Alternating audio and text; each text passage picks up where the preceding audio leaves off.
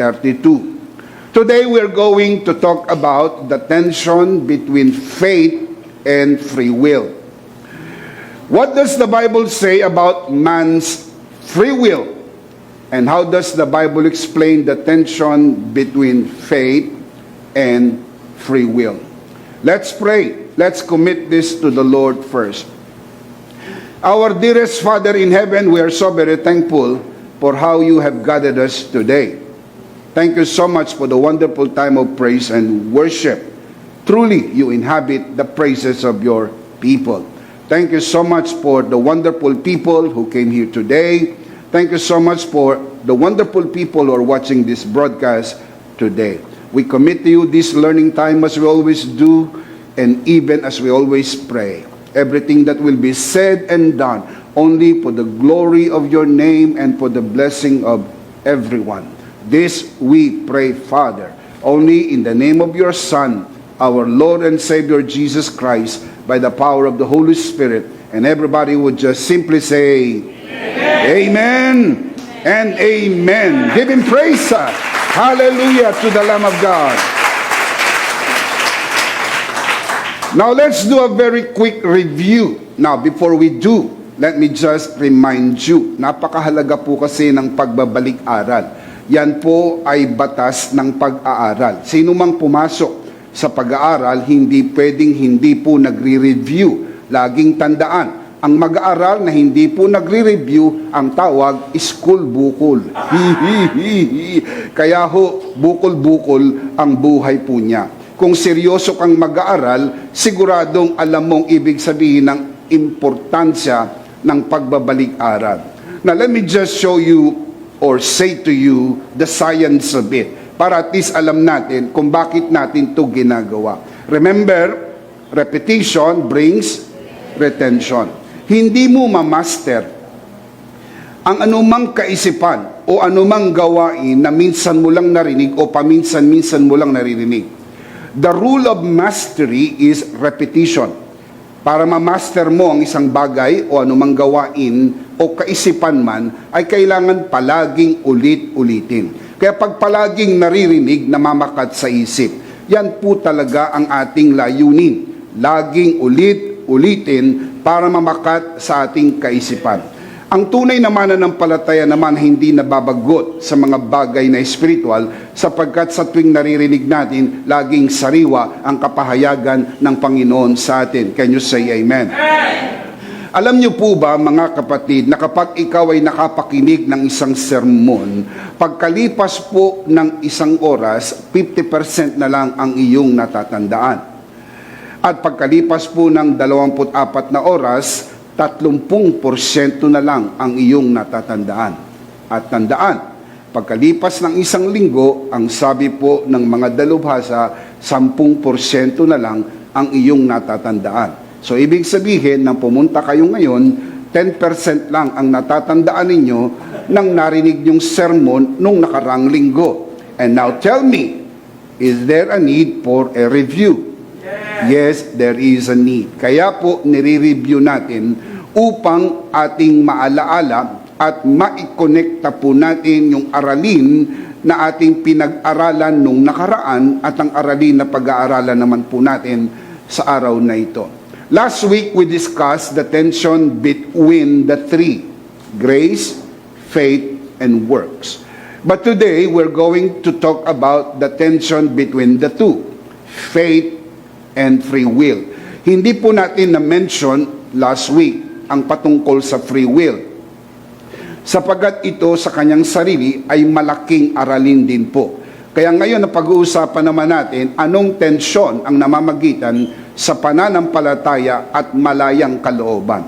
Mayroong mga kalituhan sa usaping ito. May mga naniniwala na ang pananampalataya at ang malayang kalooban ay parehas lang. Kaya maraming mga naniniwala na ang kakayahan mong maniwala ay natural sa iyo. Kaya idinadagdag nito sa kanilang kaligtasan, kaya nabuo po yung kaisipan ng mixture, kung saan ang pananampalataya ay dagdag na kontribusyon ng tao doon sa kanyang equation. Kaya po 50% grace, 50% faith, Dahil ang faith, di umano, ayon sa kanilang pagkaunawa, ay free will, malayang paniniwala at kakayahan ng tao.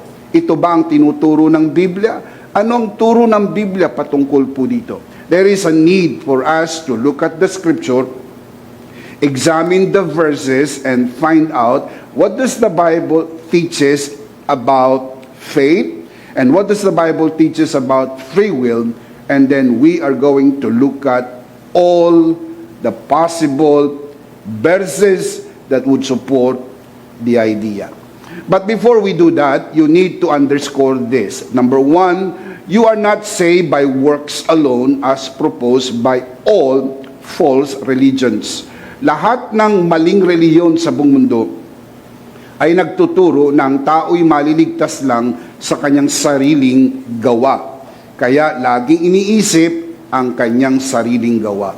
Pangalawa, you are not saved by grace plus works as proposed by the mixture churches and preached by the mixture pastors. May mga nagtuturo naman ng kaligtasan ay kalahati biyaya at kalahati ay gawa. Hindi po inalis ng tuluyan ng ginawa ng tao o ginagawa ng tao, dinadagdag ang pananampalataya, at hindi po tuluyang inalis ang biyaya, dinadagdag ang biyaya, dinadagdag ang gawa, pag pinagsama po ang tawag, mixture. You are not saved by grace alone in the absence of faith as proposed by the inclusionists, the universalists, isama nyo na pati ang mga preterists. Ito po hindi natin inaayunan sapagkat anumang turo ng biyaya na walang kasamang pananampalataya ay maling biyaya. What we believe and what the Bible teaches, we believe with all of our hearts that we are saved by grace alone, through faith alone, in Christ alone. Can you say amen? Amen. Can we say that together? We are saved by grace alone, through faith alone, in Christ alone. One more time. We are saved by grace alone, through faith alone, in Christ alone, as clearly taught in the scripture, as proposed by the full grace teaching. Full grace believes nothing but grace, grace plus nothing, grace, grace, all the way.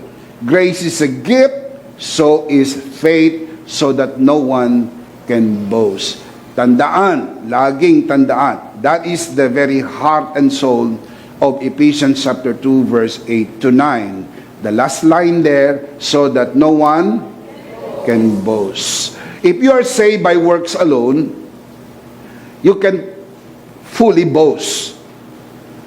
Tandaan, pag ligtas ka sa sarili mong gawa, makapagyayabang ka ng totohanan at big time dahil ligtas ka sa iyong gawa.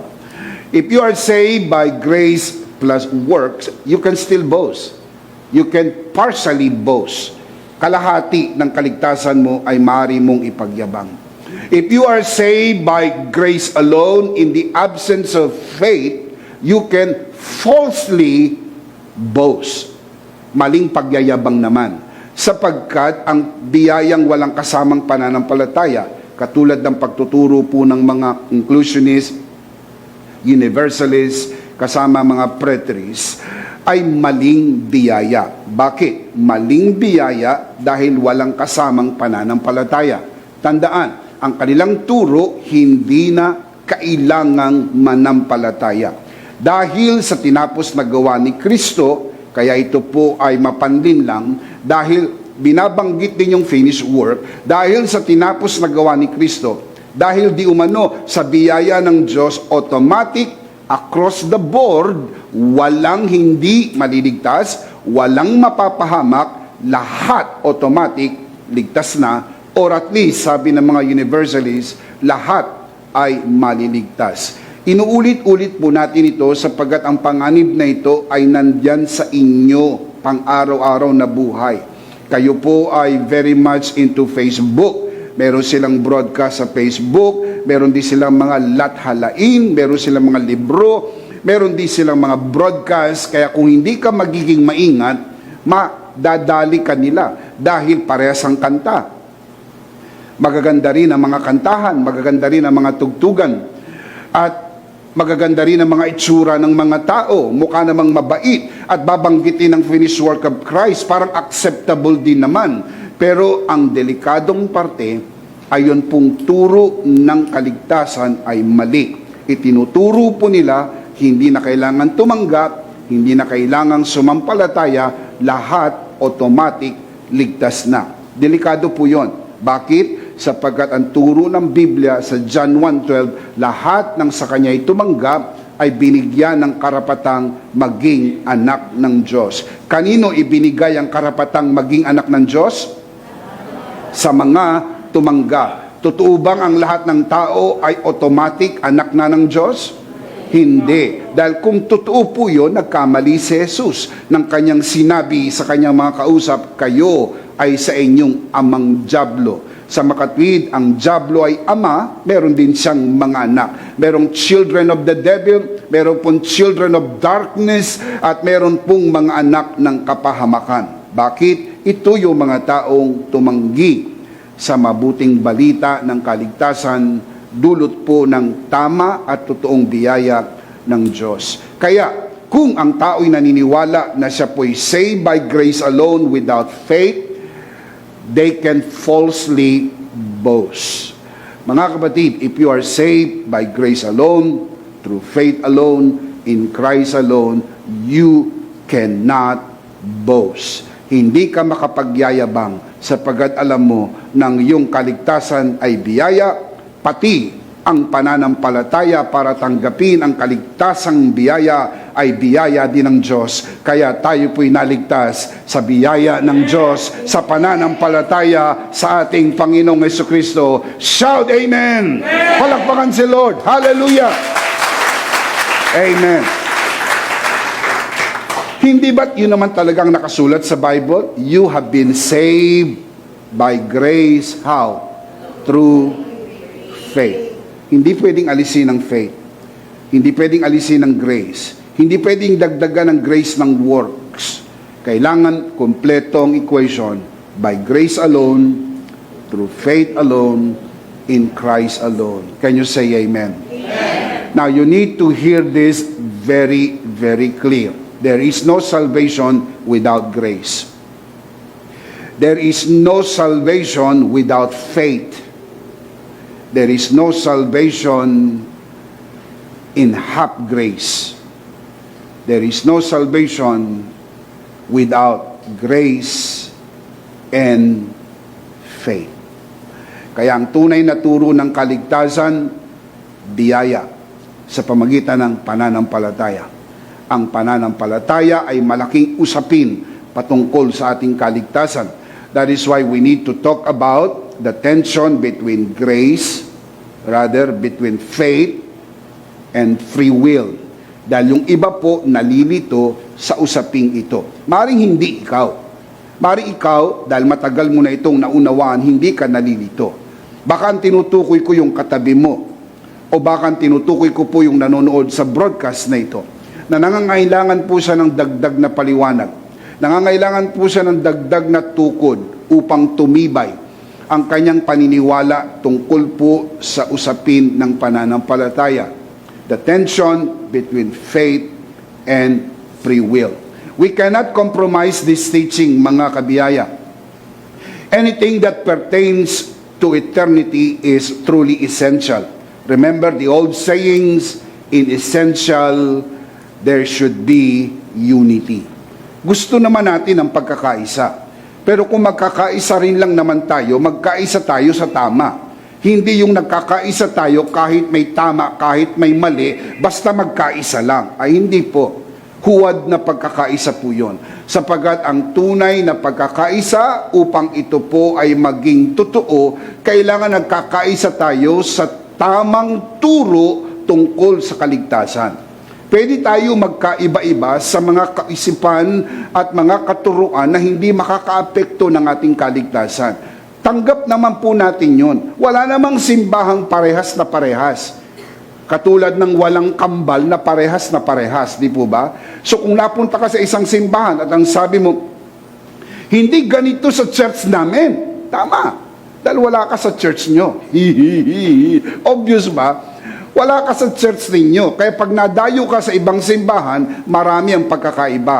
Ang estilo ng pagsamba, ang ayos ng upuan, ang estilo ng sermon, ang itsura ng mga tao, at marami pang mga katuruan. Tanggap natin yon. Pero dapat hindi tayo nagkakaiba-iba patungkol sa katuruan ng kaligtasan. Dito, pwede tayong magkaisa. At pagparehas ang ating turo tungkol sa kaligtasan, pwede tayong magkaisa kahit magkakaiba tayo sa maraming mga bagay. Lalo na yung hindi makakaapekto ng ating kaligtasan. This is the one thing that we should be united. And what is that? We are saved by grace alone, through faith alone, in Christ alone. Can we say that together? This is the one thing that we should be united. And what is that? We are saved by grace alone, through faith alone, in Christ alone. Palakpakan si Lord. Hallelujah! Hallelujah! This is the one teaching that separates us from all religions in the world. Napansin nyo ba?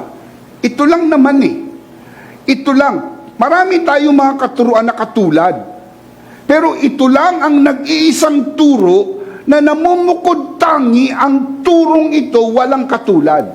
Tignan nyo, kung magturo ka salvation by works, may makakatulad ka ba? Yes. Meron, ang dami nila. Pag magturo ka ng salvation by grace plus works, may makakatulad ka ba? Yes. Ang dami nila. Pag nagturo ka mga kapatid na salvation by grace alone, through faith alone, in Christ alone, walang katulad. Nag-iisa at bukod tanging tamang ebanghelyo na sabi na Apostol Pablo, it is the power of God unto salvation, Romans 1:16. It is the message of the cross, 1 Corinthians 1:18, which is the power of God to save. Ang kapangyarihan ng Diyos magligtas, ipinasok niya sa gospel, at ang gospel po ay tinawag na the message of the cross, the finished work of Christ. Pag sinampalatayanan mo ang tinapos na gawa ni Kristo, ligtas ka, at ligtas ka magpakailan, kailan paman. Palakpakan si Lord. Hallelujah! Thank you, Jesus. Let me just serve this notice to you who are watching this broadcast. If you believe otherwise, kapag iba ang paniniwala mo tungkol sa kaligtasan, this is hard, but I want to say this to you, you are not my brother in the faith. I still love you and respect you as a person, but you are not my brother in the faith. Dahil ang kapatid ko lang sa pananampalataya ay ang kaparehas na nananampalataya sa tinapos na gawa ni Kristo na tanging paraan lang ng kaligtasan, wala nang iba.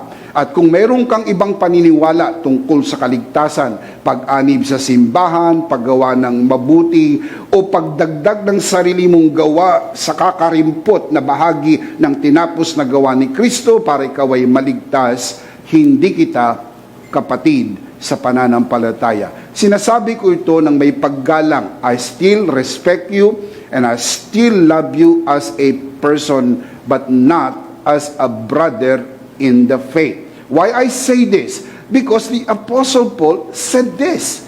May tinawag po siyang mga false brothers. Tatanungin ko po kayo, kung may false brothers, meron po bang true brothers? Yes. Of course, ba't niya gagamitin po yung adjective na false kung walang true? Kaya nga merong false, then merong true. Kaya nga merong left, dahil merong right. You have to understand, hindi po lahat ng kapatid ay totoo. Mayroong pong mga nagpapanggap lang, kaya maging maingat. Why would he call them false brothers if this thing doesn't matter? The truth is, it does. Let me show you the verse. Galatians chapter 2, verse 4 and 5. The Apostle Paul writes, this matter arose because some false brothers. What kind of brothers? False. Some false brothers. Take note, some. Not all. Not even many. Meron lang ilan. Hindi naman sila marami, pero merong ilan. This matter arose because some false brothers had infiltrated our ranks to spy on the freedom we have in Christ Jesus to make us slaves. Look at verse 5. We did not give in to them. Who's them? False brothers. For a moment. And what is the purpose? What is the reason behind? The Apostle Paul did not give in to these false brothers. Why? So that the truth of the gospel might remain with you. You have to protect the purity of the gospel. Kaya po, kailangan maninindigan tayo. Kailangan merong gulugod. Kailangan merong tibay ng paninindigan. Hindi ho tayo pwedeng maging unyango na kung saan nakakapit, kakulay. Hindi tayo pwedeng maging dikya na kung saan ang alon, nandoon.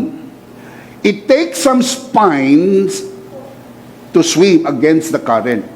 Alam niyo po ba kung bakit ang jellyfish o dikya ay kung saan ang alon, nandun sila, dahil wala po silang tinik.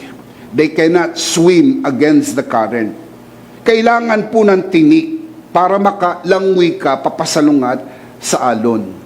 Kung minsan marami po mga tao ang nakikibagay na lang, nakikikulay, kung anong uso, pero wala silang sarili at matibay na paninindigan. It is important to have. That is why we are talking about this. Because the truth is, it matters. Sabi ni Paul, merong mga false brothers. Now, why we say this? Dahil meron po kasing mga grupo na nagsasabi, love lang, no matter what. Love lang. Dapat love lang. Mga kapatid, ang idea pong love lang is not biblical. Yan po'y worldly and secular. Naririnig ko yan sa radyo eh. Love lang. Are you familiar with that? Love lang. Love lang. The only problem with that, now look up here, look at my eyes, that idea is not biblical. Yung idea na yan, ipinasok sa church. At ang sabi ng ibang mga pastor, love lang. Now, brothers and sisters, that is wrong. We believe in love. Pero hindi mo pwede sabing love lang because it becomes secular. Love demands that you hate the opposite. Kaya hindi pwedeng love lang. Now listen. It was said long time ago that the only thing necessary for the triumph of evil is for good men to do nothing. I want to say that again. The only thing necessary for the triumph of evil is for good men to do nothing. Kumbaga sa wikang Pilipino, kaya lumalaganap ang kasamaan dahil yung mga mabubuting tao walang pakialam. Kailangan merong tayong pakialam.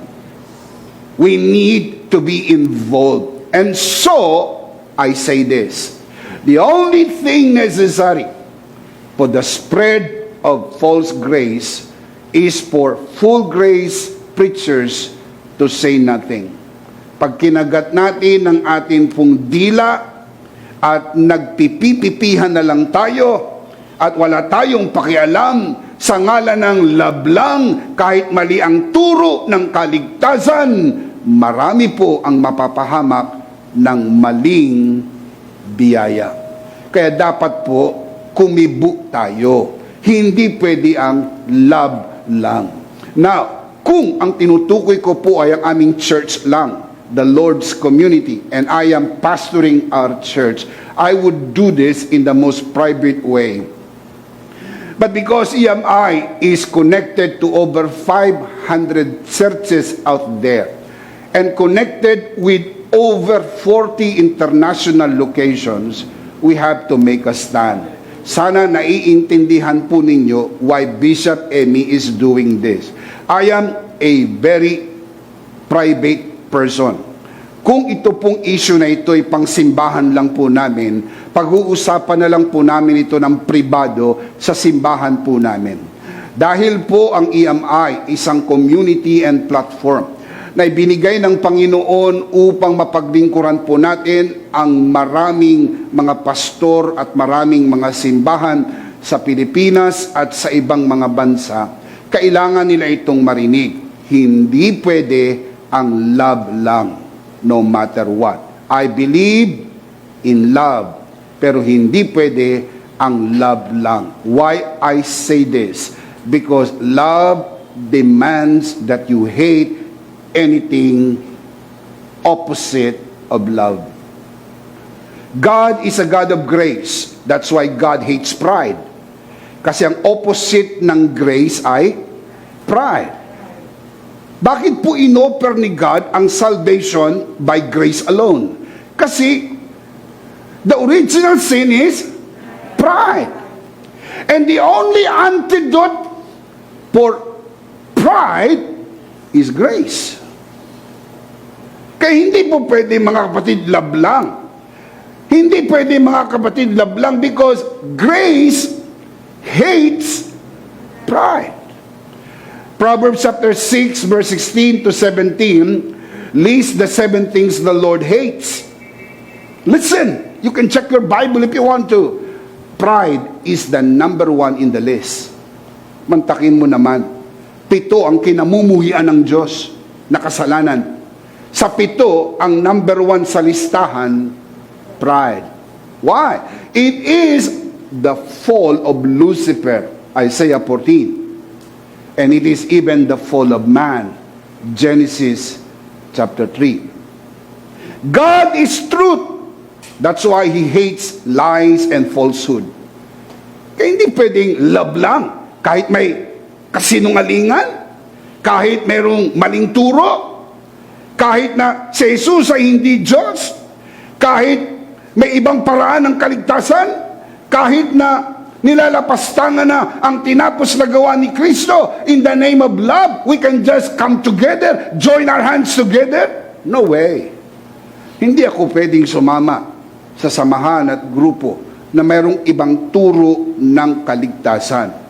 Maaaring magkakaiba tayo sa pamamaraan ng pamamahala, pamamaraan ng pagpapastor, paraan ng pagsamba, at marami pang iba na pwede po nating i-compromise, pero hindi ang turo ng kaligtasan. Sapagkat ito lang at ito lang ang turong magsasabi kung saan ka pupunta matapos magpantay ang iyong paa at pumikit ang iyong mata. Let me just say this, wala nang pinakamahalagang bagay pa sa buhay na ito, kundi ang masiguro mo na pag natapos ang buhay na ito, ay mapasa Panginoon ka, magpakailan-kailan pa man. This is the most important thing. Shout amen. God is truth. That's why He hates lies and falsehood. 1 Corinthians 13:6. Love does not tolerate evil. Think about that. So, pwede ba yung love lang? Hindi. That is a secular thought. That is secularism. That is worldly. Love lang. Hindi po. Look at the verse. Love does not tolerate evil, but rejoices with. Saan po nagre-rejoice ang love? Sa truth. Nalulungkot ang love kapag may kasinungalingan. Nalulungkot ang love pag may maling turo. It's not true that love lang. It's wrong. Why we say that? Because 2 John verse 11 tells us that wrong teaching is evil. I-connect nyo po ang dalawang verse na yan, then you would understand love does not tolerate evil. What is evil? Wrong teaching is evil. Put that together. Love does not tolerate what? Wrong teaching. Kaya hindi pwedeng love lang. Hawak-hawak tayo ng kamay, kahit ibang Kristo mo, kahit ibang Jesus mo, kahit ibang kaligtasan mo, hawak-hawak lang tayo ng kamay. Now listen, pwede tayo maghawak-hawak ng kamay, kahit iba ang political color mo. Pwede tayo maghawak-hawak ng kamay, Kahit ibang economic status mo, pwede tayong maghawak-hawak ng kamay. Kahit iba ang pangalan ng church ninyo, bastang mahalaga, isa lang ang ating tagapagligtas, isa lang ang ating kaligtasan, biyayang kaloob ng Diyos sa pamagitan ni Jesucristo na ating Panginoon, sapagkat walang ibang kaligtasan kundi si Jesus. Walang ibang pangalang ibinigay sa silong ng langit sukat ikaligtas ng tao maliban sa pangalang Jesus. Si Jesus lang, at si Jesus ay biyaya ng Diyos sa atin upang tayo maligtas magpakailan-kailan pa man. Shout amen. False unity is when we are united regardless of what we believe in biblical salvation. False unity po yan. We only propose genuine unity. And what is genuine unity? We are united in the one thing, and that is salvation by grace alone, through faith alone, in Christ alone. Sola gratia, sola fide, solus Christus. Can you say amen? Nothing else, nothing less, nothing else. All by His grace. Nothing but grace. Grace plus nothing. Grace, grace all the way. Period. Why? Because that is what the Bible teaches. And if you believe that, say amen. Amen. If you believe the same thing, you are my brother. But if you believe otherwise, you are not my brother.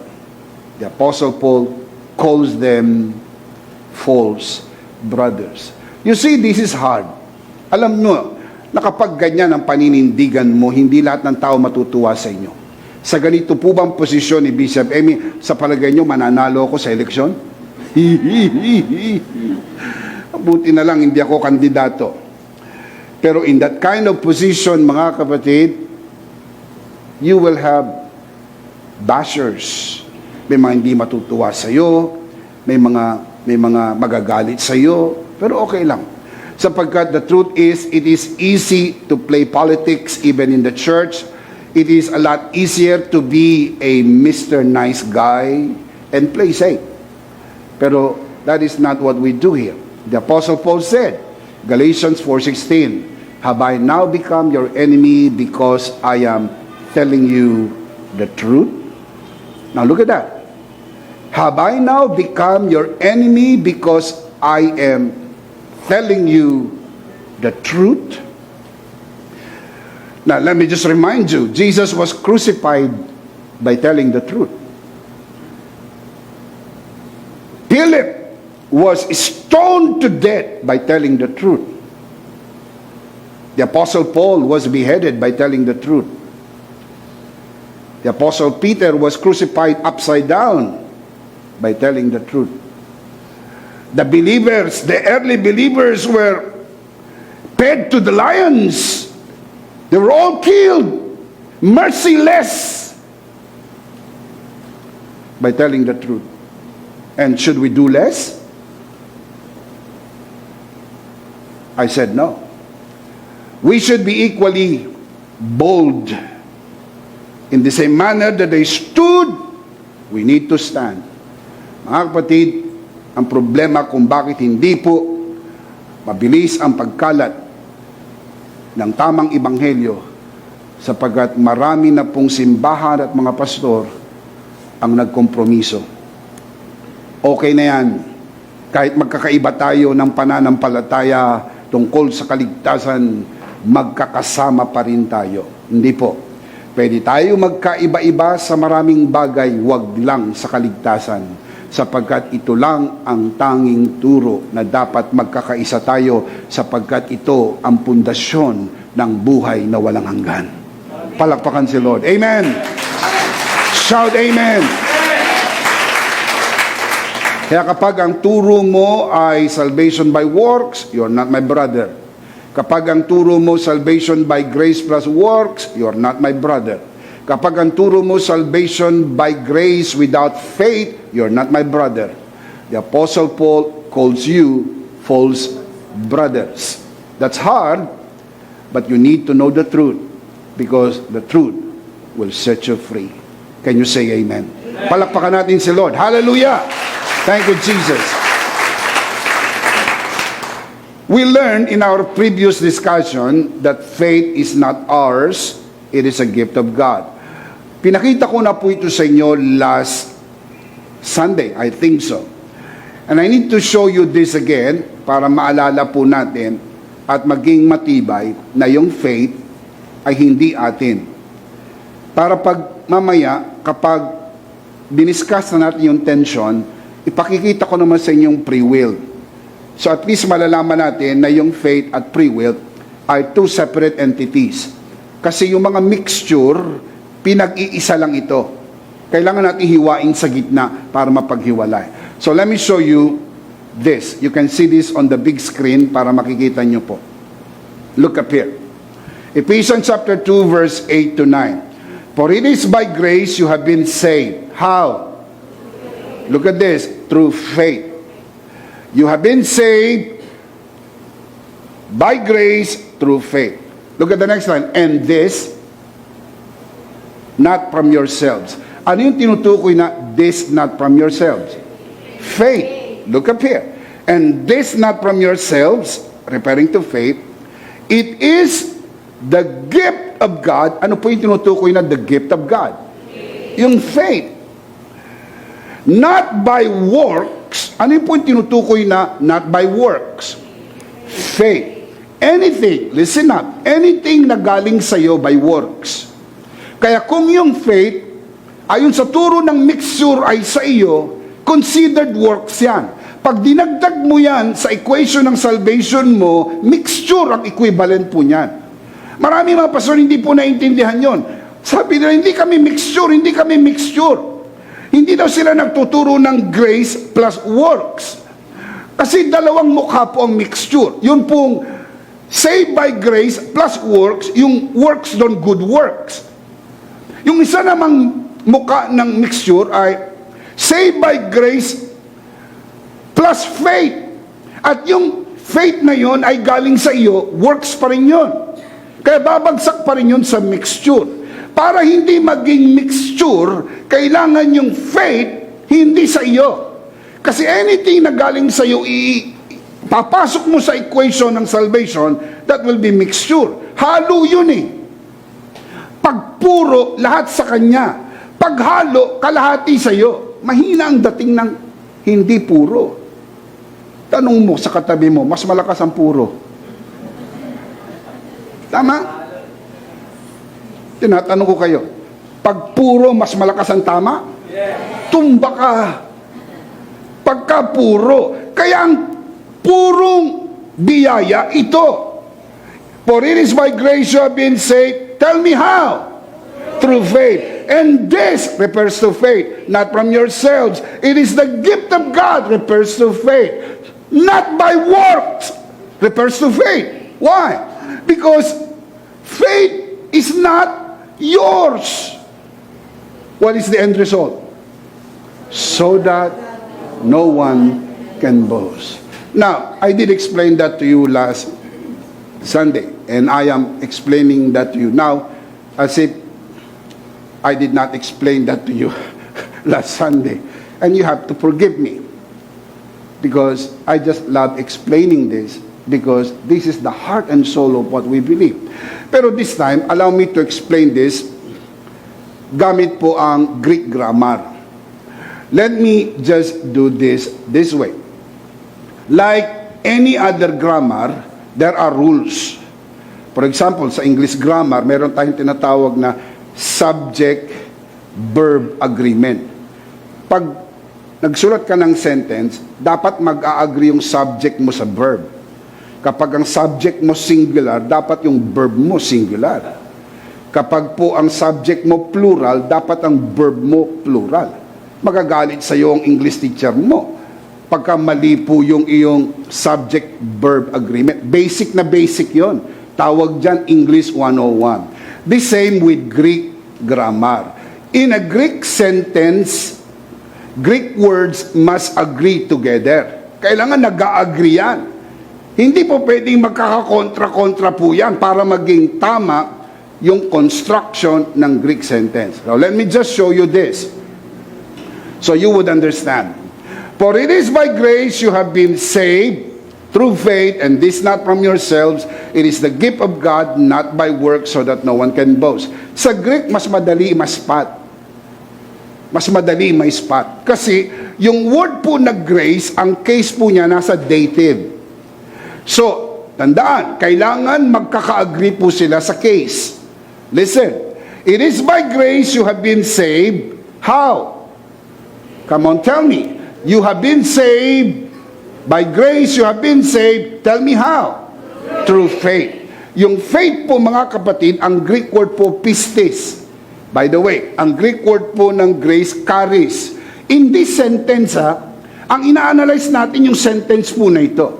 You have to understand this in this sentence. Dito po sa sentence na ito, yung grace po ay charis, nasa dative form. Ang Greek word po ng faith, pistis, nasa genitive form. And this, demonstrative pronoun, not from yourselves. Now, madali maintindihan. Anong tinutukoy na not from yourselves? Sa English, huli din naman eh. Alam mo na tinutukoy ay faith. Pero hindi ka magkakamali sa Greek. Na tinutukoy na not from yourselves, hindi po grace. Kasi hindi sila parehas ng case. Sa Greek, may spot mo na tinutukoy na this not from yourselves, ang tinutukoy po ay faith. Kasi ang faith ay genitive, ang yourselves ay also genitive. Sila po ang magkasama. Next, it is the gift of God. Now, ang kagyat iniisip nila God, ang tinutukoy na gift of God dyan, yung grace. Now, don't get me wrong, totoo po, grace is a gift of God. Pero sa ibang verse,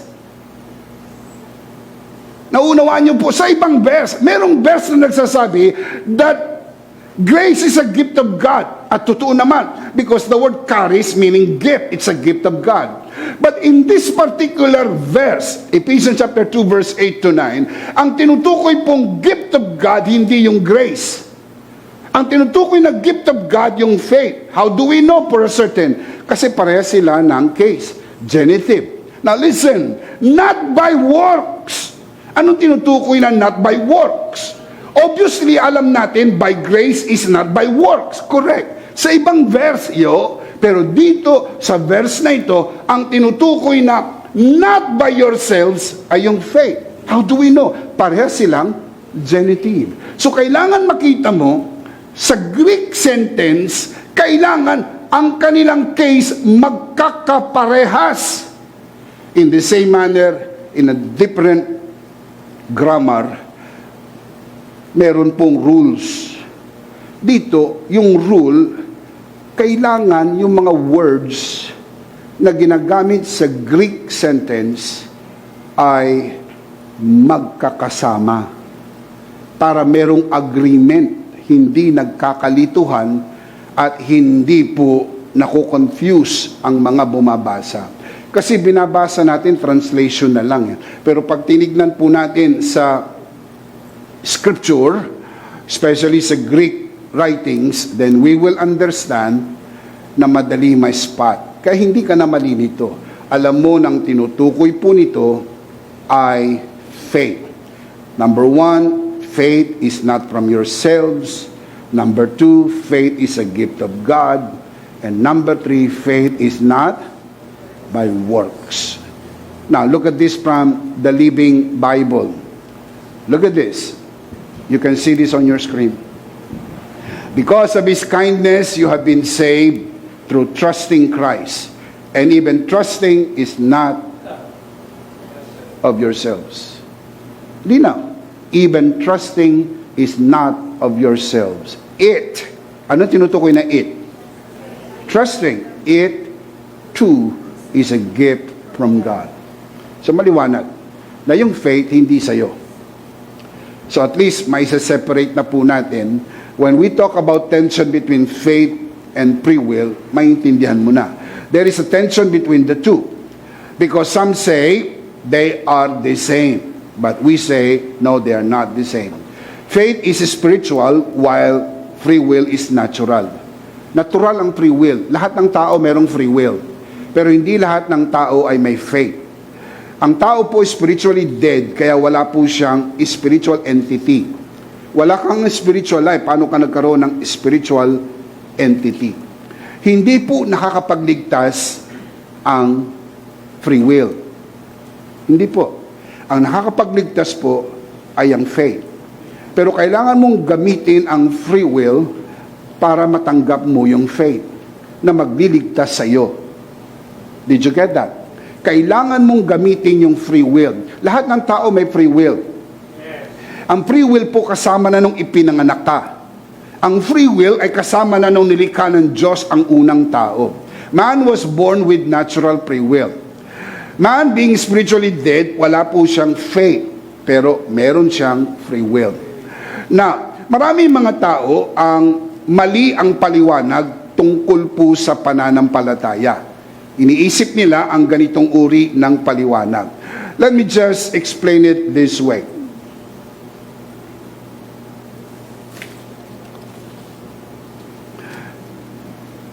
I'll use this as an example. May mga nagpapaliwanag na ang pananampalataya daw ay katulad nito. Tignan mo ang upuan. Kung nananampalataya ka, na kaya ka ng upuan na yan, uupo ka. At tignan nyo kung paano nila pinaliliwanag ang pananampalataya. Kung nananampalataya ka, na kaya ka ng upuan na ito, umupo ka, Kita mo naman ka, may upuan. So kung nananampalataya ka, uupo ka.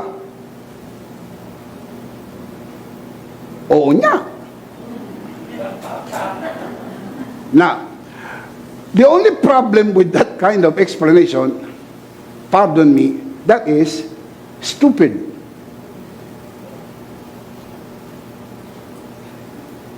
To the second degree. Why? Faith has nothing to do with this. Ano sabi ng Hebrews 11:1? Faith is a substance of things hope for, the evidence of things not seen. Kitang-kita mo naman kaya ka May 4 na paa.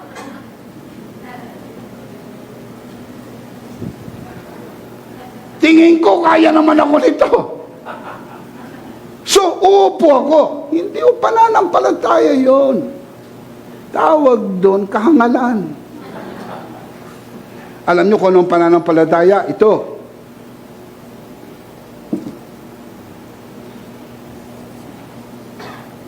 Umupo ka. Wala namang upo na. Umupo ka. Hindi ako upo dyan. Walang upuan. Now you see, pag kaya mong umupo dito na wala kang nakikitang upuan, pananampalataya yun. Ang sabi ng iba, imposible! Imposible yan! Yun nga. Hindi maintindihan ng mga tao na ang tunay na pananampalataya ay paniniwala sa imposible.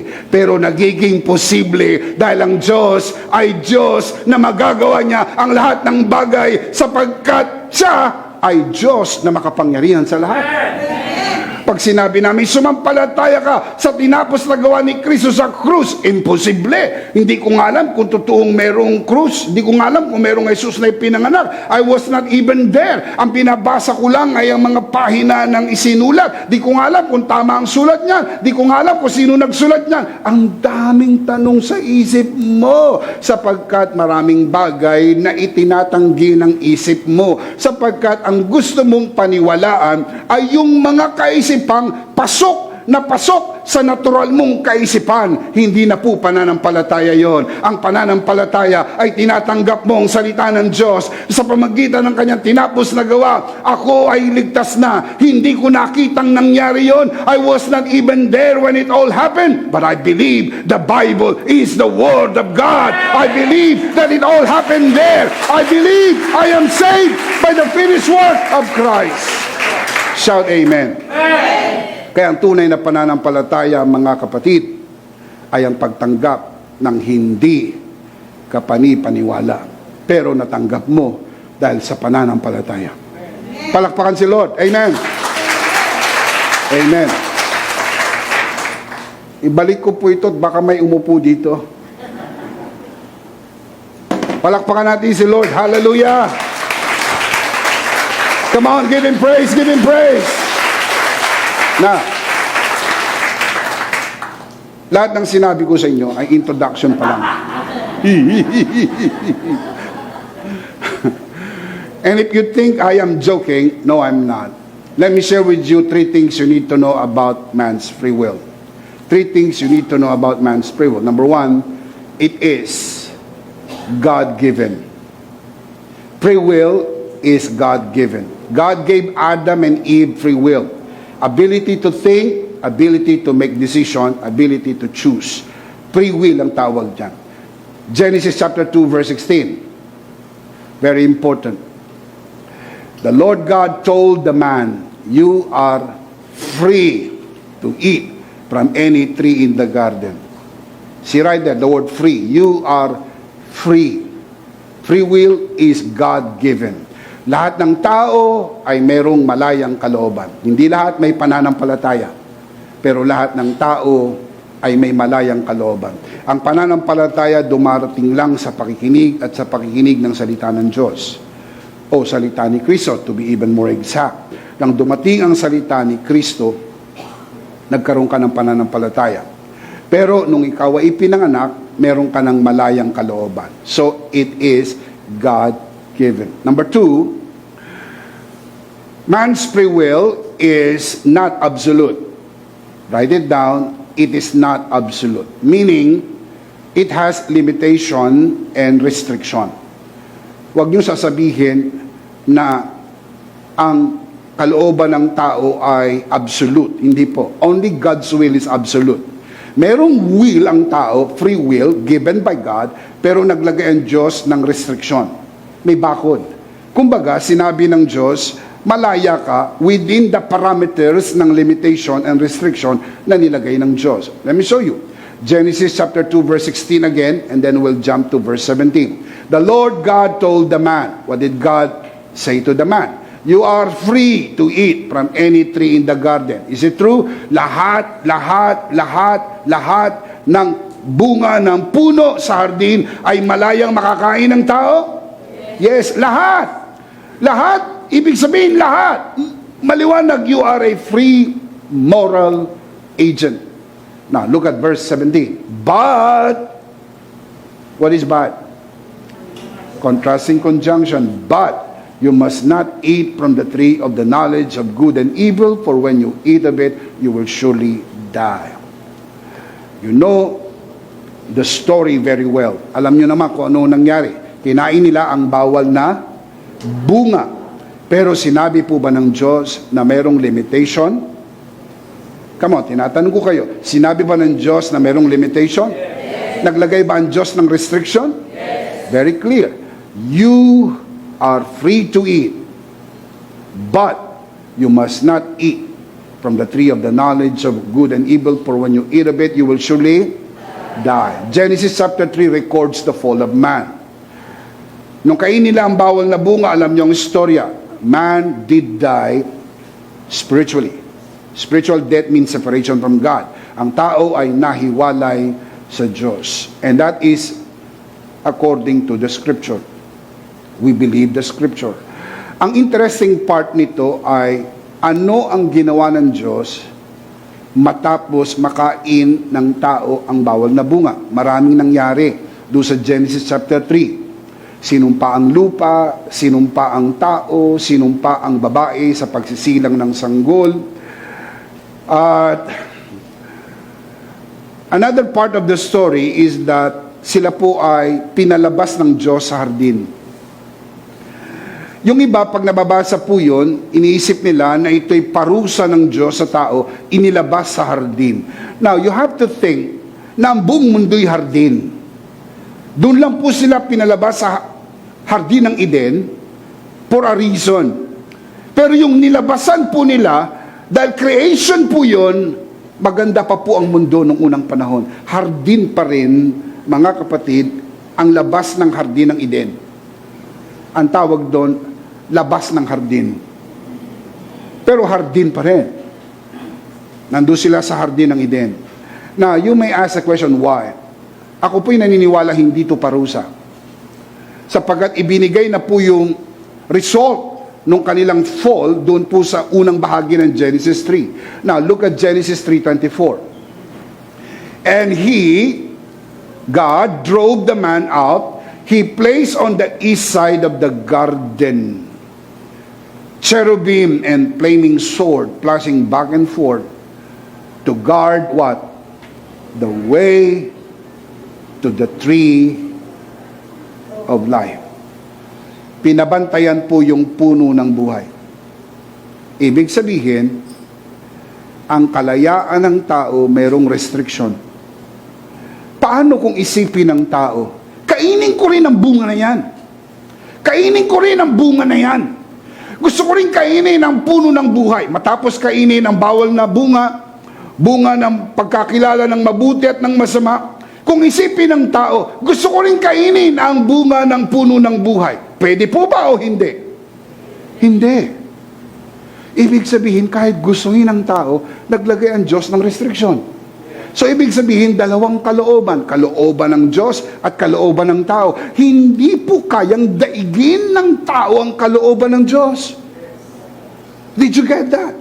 Kahit isipin ng tao, gusto kong pumasok sa hardin ng Eden. Gusto kong kumain ng bunga ng puno ng buhay. Pwede po ba o hindi?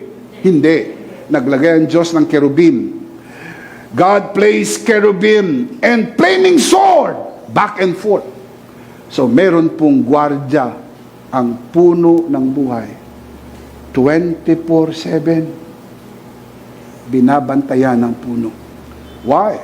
Sapagkat pag nakain ng tao, listen now, ang bunga ng puno ng buhay, ang tao po ay mabubuhay magpakailanman sa kalagayan bilang makasalanan at hindi na ho siya maililigtas ng Diyos.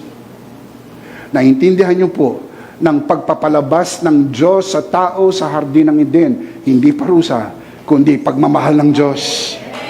Mahal ng Diyos ang tao.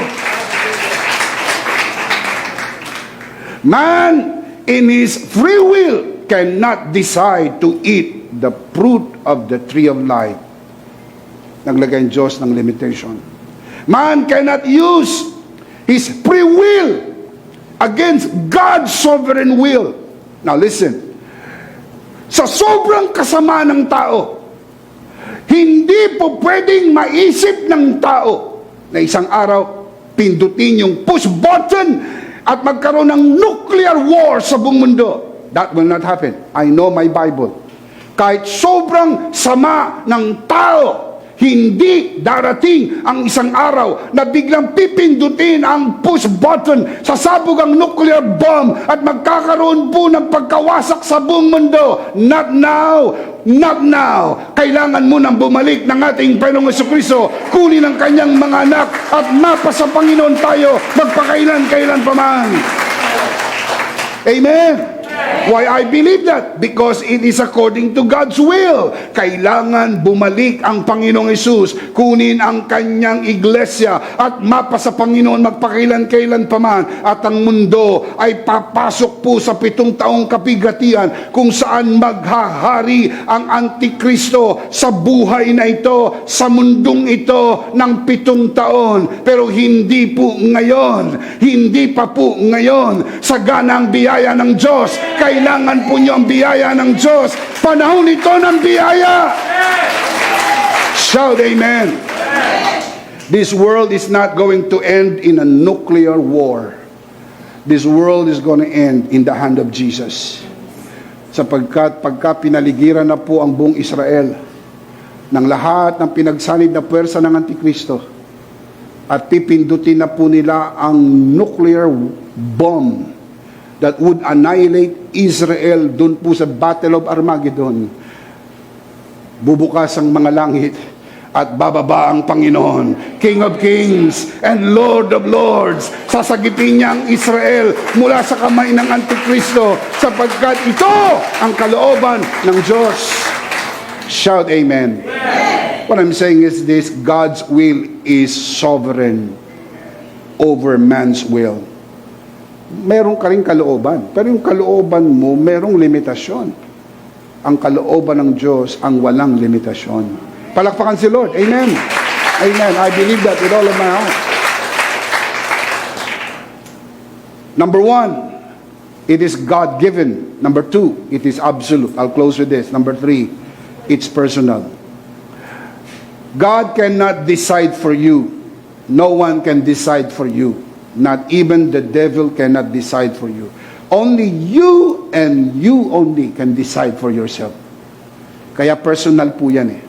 2 Peter chapter 3 verse 9, God is not willing that any should perish but all should come to repentance. Yun ang gusto ng Diyos. If you want to perish, God cannot override it. Pag pinili mong mapahamak, pag pinili mong tanggihan ang tinapos na gawa ni Kristo, at piliin mo ang ikaw ay mapahamak, God cannot override it. Why? Because God will be doing something against your personal will. Kalooban mo yun. Pag gusto mong mapahamak, pinili mong mapahamak, hindi pwedeng pilitin ng Diyos maligtas ang sino man.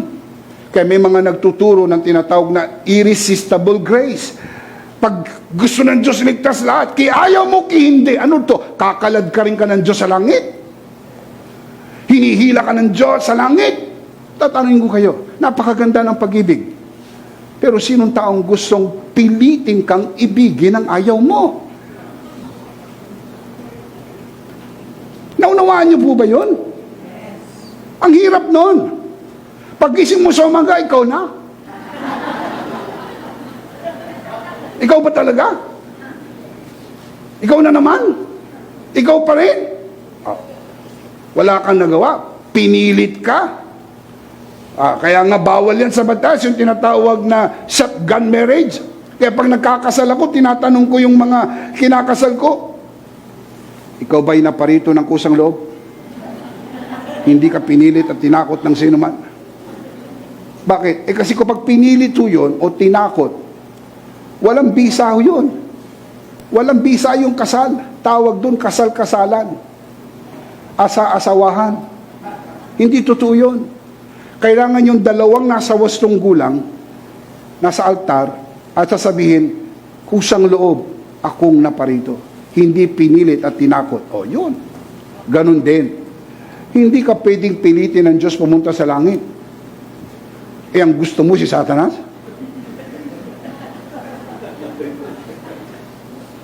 Baka magrebelde ka pa sa langit. Hindi o. Ang pupunta lang sa langit ay yung mga taong pinili nila sampalatayanan ang tinapos na gawa ni Kristo dahil pinili nila ang Diyos. It is your choice. Amen. You choose. It's a personal choice. Yung pagpili mo, ang magbibigay ng pananampalataya at ang pananampalataya ang magliligtas. Hindi po yung pagpili mo ang magliligtas. Kasi kung ang magliligtas yung pagpili mo, naligtas ka dahil sa pagpili mo. Bida ka na naman. Bida ka na naman. Kaya tao gusto talaga magpabida lagi eh. Hindi. Ang magliligtas sa iyo, biyaya at pananampalataya. Pero magkakaroon ka ng pananampalataya pag nag-decide kang makinig. Romans 10:17, ang pananampalataya dumarating sa at sa pakikinig ng salita ni Kristo. Kasi hindi ka naman pwedeng piliting makinig. Pwedeng mukha ka lang nakikinig. Para kang nakikinig, pero ang totoo hindi ka nakikinig. Tulad ninyo, ang iba sa inyo nakatingin sa akin, pero hindi naman nakatingin sa akin talaga. Nakatingin sa kalsada. Dahil ang tingin ng iba sa inyo sa akin, Chicken Joy. Oh. Buka ka lang nakikinig, para ka lang nakikinig. Pero hindi, kasi hindi ka pwedeng pilitin.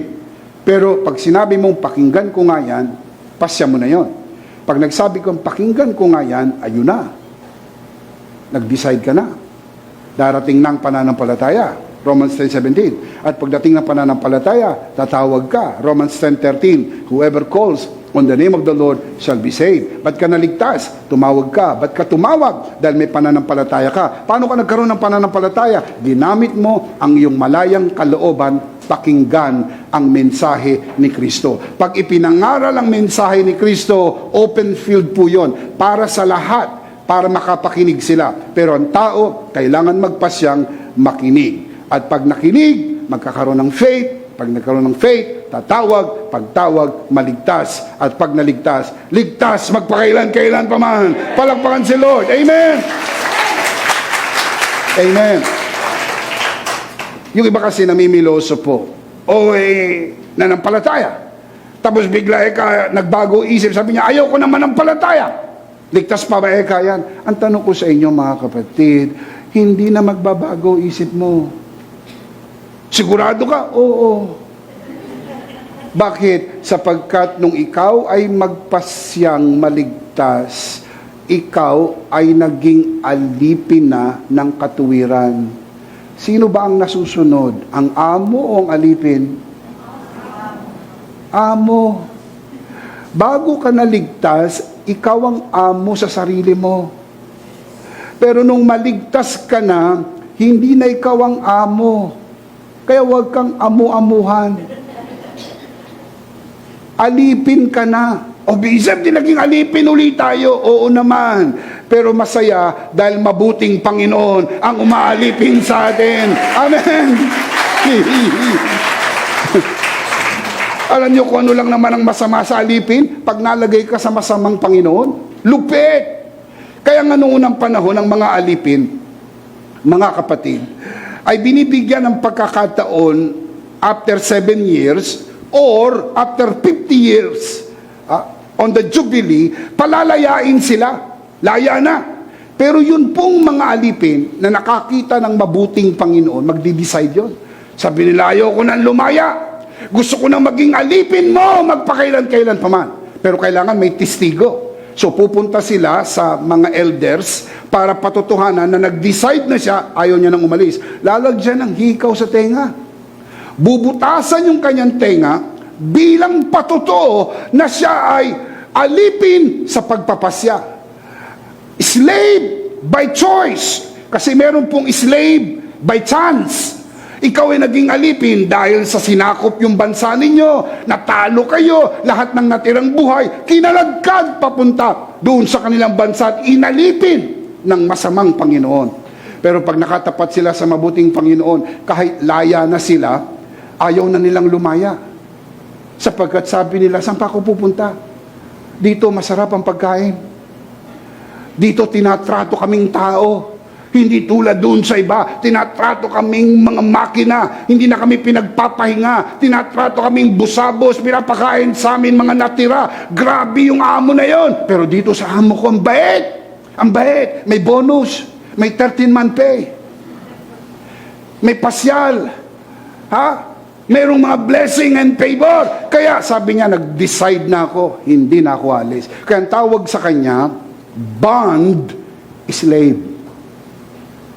Dulos, a slave by choice. Listen, kapag natikman mo na ang kabaitan ng Diyos at nalasap ang kanyang biyaya, Diyos ko, saan ka pa pupunta? Iisipin mo ba bang umalis? Nakahiga ka na sa kutsyon, hihiga ka pa uli sa papag. Pinagpala ka na at pinaburan, pinalaya ka na, babalik ka pa uli sa dating mong buhay. No way. Binago na ng Panginoon ang ating kaisipan. Wala nang atrasan. Shout amen. But of course, I need to show you the verse. Romans 6:17. Look at Romans 6:17. But thanks be to God that though you used to be slaves to sin, you wholeheartedly obeyed the form of teaching.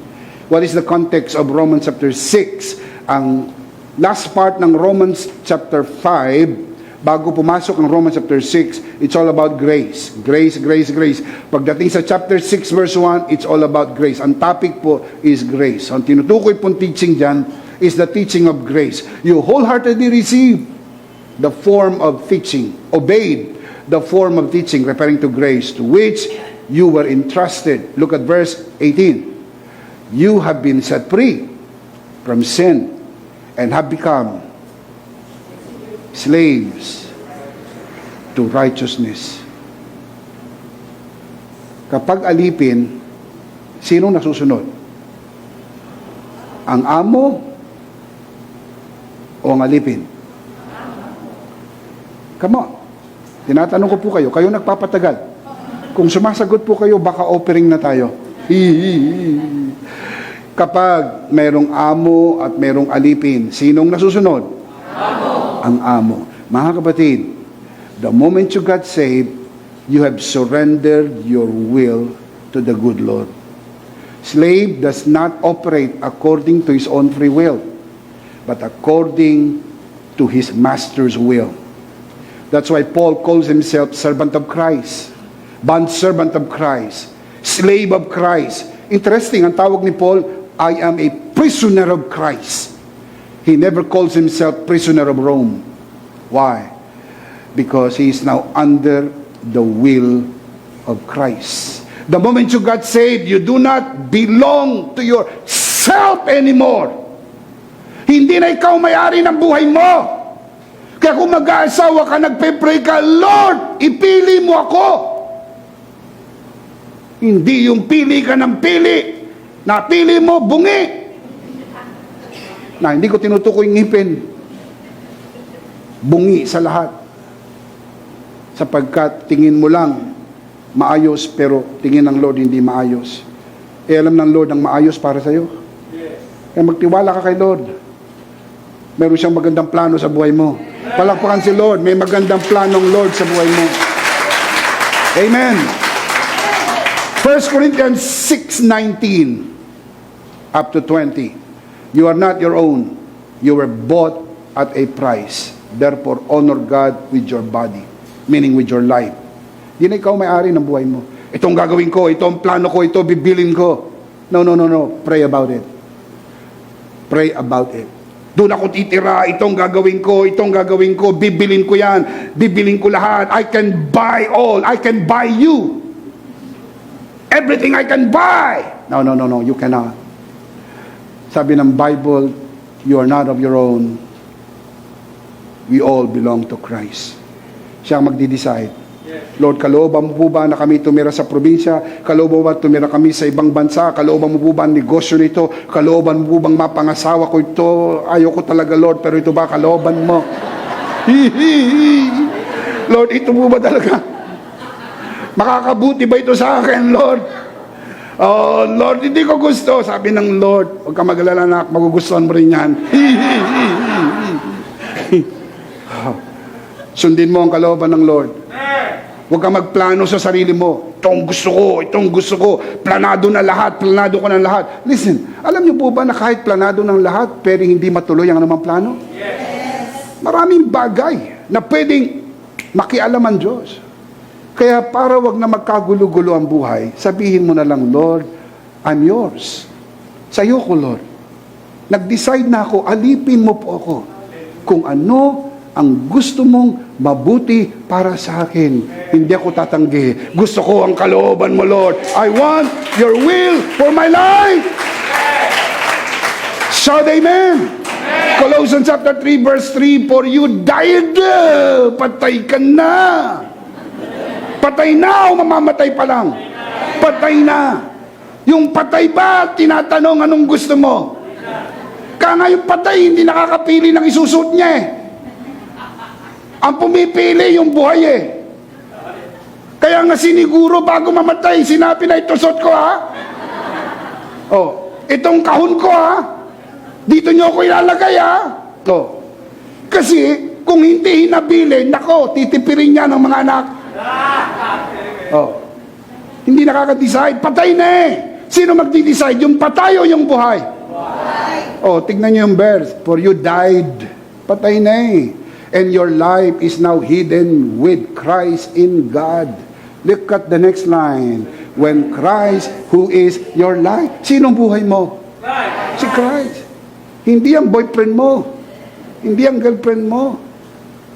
Hindi ang asawa mo. Hindi ang trabaho mo. Lalo tigit, ikaw. Hindi ang kandidato mo. Si Jesus ang ating buhay. Si Jesus ang ating buhay. Oh, naisip ko lang ito. Sasabihin ko na rin, sayang naman ang pagkakataon. Huwag kayong mag-away-away sa kandidato, mga kapatid. Nagkaaway-away kayo. Pati si Jollibee, dinadali nyo ah. Nananahimik si Jollibee, gusto nyo pang isama sa politika. Huwag ganyan. Mga kapatid, politika lang yan. Hindi yan ang ating buhay. Kahit sinong manalo dyan, si Jesus pa rin ang ating Panginoon. Si Jesus pa rin ang hari ng mga hari at Panginoon ng mga Panginoon. Shout amen! Palakpakan si Lord ng malakas. Hallelujah! Walang cancel culture. Politika lang yan, mga kapatid. Huwag kayong masyadong mag-away-away. Hindi naman kayo mananalo. Hindi ko alam kung sinong kandidato nyo. Yun ang ibig kong sabihin. Kahit sino, mga kapatid, sigurado isa lang ang mananalo. At kung sino man ang manalo, wala na po tayong pagtatalunan dahil si Jesus pa rin ang ating Panginoon. Problema, inaway mo yung pastor, inaway mo yung membro, inaway mo si Jollibee, inaway mo ng lahat. Sino pa kakampi mo? Wala ka nang kakampi. Paano ka mananalo? Kaya walang away-away. Saya lang. Si Jesus ang ating buhay. Palakpakan si Lord. Amen. Shout amen. Who is your light? Christ is our light. When He appears, you will also appear with Him in glory. Let's see them again. 3 things you need to know about man's free will. Malakas, sabay-sabay, basahin po natin. 3 things about man's free will. Number 1, it is God-given. Number 2, it is not absolute, meaning merong limitation, merong restriction. Number 3, it is personal, meaning you will decide for your own self. The moment you make your decision, you become His child, and when you become His child, you surrender your will to Him. It's no longer you, but His will. Amen? And how did you become a full grace believer? By your own free will. So what is the big idea? I am a full grace believer. Now, because this is so important, we do not want to end this broadcast without giving you the blessed opportunity to receive Jesus today and be saved. Kung nais mong tanggapin ang Panginoon sa iyong puso at ikaw ay maligtas magpakailan-kailan pa man, sumunod ka sa panalangin ito. Taas mo ang iyong dalawang kamay at sumunod tayo sa panalangin. Panginoong Hesus, ako po'y makasalanan. Hindi ko po kayang iligtas ang aking sarili. Ako'y mapapahamak ng hiwalay sa iyo. Narinig ko po ang mabuting balita. Ako po'y naniniwala. Tinatanggap kita sa aking puso bilang aking Panginoon at aking tagapagligtas. Salamat po. Pinatawad mo na ang aking mga kasalanan. Isinulat mo na ang aking pangalan sa aklat ng buhay. Sa pangalan ni Jesus. Amen. Ako na lang po mananalangin. Ama, sa oras na ito, itinataas ko po sa harapan ng sinumang sumunod sa panalangin ng pagtanggap. Ipinagkakatiwala ko po sila sa iyong kagandahang loob na sila'y lumago sa biyaya at sa bagong natagpo ang pananampalataya. Sa pangalan ni Jesus, tayo po'y magsabing Amen and Amen. Ihanda po natin ang ating pong banal na komunyon, ang ating pong communion elements, at tayo po'y darako sa ating banal na komunyon.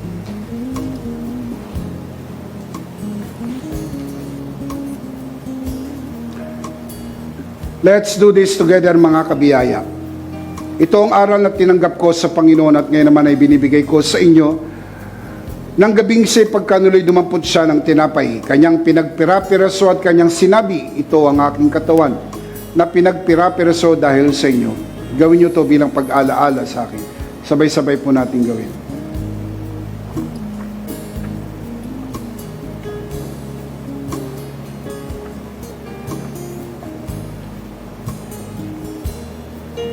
Kaya hindi naman matapos maghapunan ay kanyang hinawakan ng saro at kanyang sinabi, ito ang saro ng bagong tipan na pinagtibay ng aking dugo. Gawin niyo to bilang pag-alaala sa akin. Sabay-sabay po natin gawin. Atin po itaas ang ating pong dalawang kamay at sumunod po tayo sa panalangin ito. Aming Ama, maraming salamat po sa aming Panginoong Hesukristo. Panginoong Hesukristo, maraming salamat po sa iyong banal na dugo na iyong itinigis sa krus ng Kalbaryo. Dahil po dito, lahat ng aming kasalanan ay iyon ang pinatawad. Maraming salamat po sa iyong katawan na nabugbog at nasugatan. Dahil po dito, lahat ng aming sakit, mula ulo hanggang talampakan, loob at labas ng aming katawan, ay iyon ang pinagaling, gaya ng nasusulat sa iyong mga sugat. Ako'y magaling na. Ako'y naniniwala. Ako'y magaling na. Aking idinideklara. Ako'y magaling na. Ako'y malusog, malakas, masigla, pinagpala, pinaburan, at mabubuhay ng mahaba. Sa pangalan ni Jesus, maraming salamat po, Banal na Espiritu, sa iyong kapahayagan sa mensahe ng biyaya. Sa pangalan ng Panginoong Jesus, Amen. Amen. Palakpakan si Lord. Amen. Minsan pa, sabay-sabay, malakas. Ano po ang ating big idea? I am a full grace believer. Huwag kalimutan, you became a full grace believer because you made a decision by your own free will to hear the message, and when you heard the message, you received faith, and the moment you got the faith of God, you call on, and when you call on, you are saved and saved forever. You are a full grace believer. Malakas, sabay-sabay. Ano po ang big idea? Yes, you are a full grace believer. Last of all, let us speak to your heart, you who are watching this broadcast. If this broadcast has blessed you, and if not asking too much, I would like you to bless this ministry with your love offering, so that together we can reach the world with the message of full grace. And from the bottom of our hearts here at EMI, we want to say thank you for giving to the Lord. We'll see you next Sunday, prayerfully on site, but definitely we'll see you online. Ako po si Bishop Emmy, kasama po si Pastor Jo at ang kabuuan ng The Lord's Community at EMI Broadcast. Maraming thank you. Stay a bit for more announcement.